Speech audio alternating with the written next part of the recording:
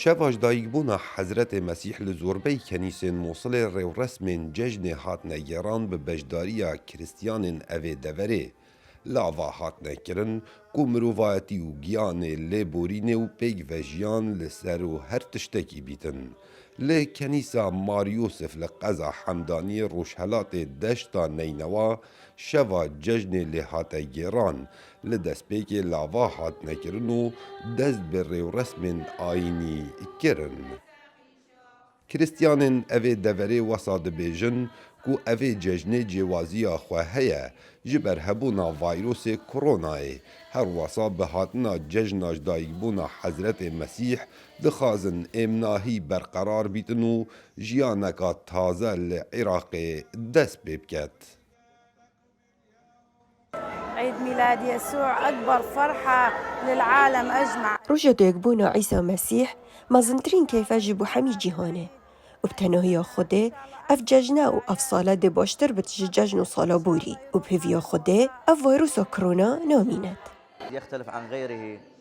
وی ججنی جیاوازیا خو هیا جبر کوچکرنا دوست و برادران بو در و عراقی و اف چنده مد ایشینتن دم امزاروک بون هر جی سر صبی ما ججنا هفودو پیروز دکر و مال بمال ام دگریان لو ما اوی ججنی طاما بری نمایه و بتایبتی جدم هاتنا داعش و هطانوکا و ام داخوازی جو حکمت دکین پتر کیمانین اولی بپاريزا.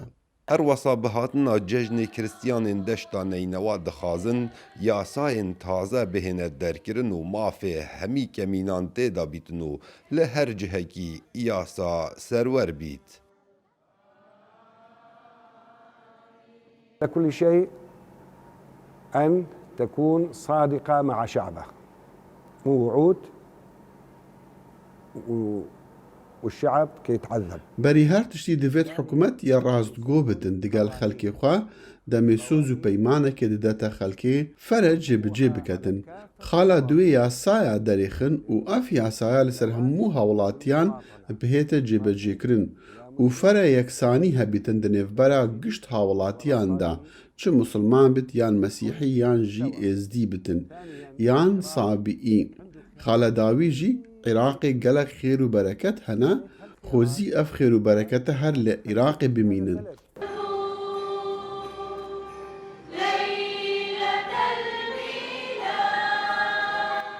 Her sal kiristiyanên tevaya cîhanê cejna ji dayikbûna Hezretê Mesîh saxtiyen û çendîn rêwresmên taybet hene di evê cejnê da û digel borîna şevê û hatina serê sibê her êk cejna yê din pîroz diyetin û seredanên hevdû dikin û şirînahî û xwarinên taybet dihêne pêşkêşkirin.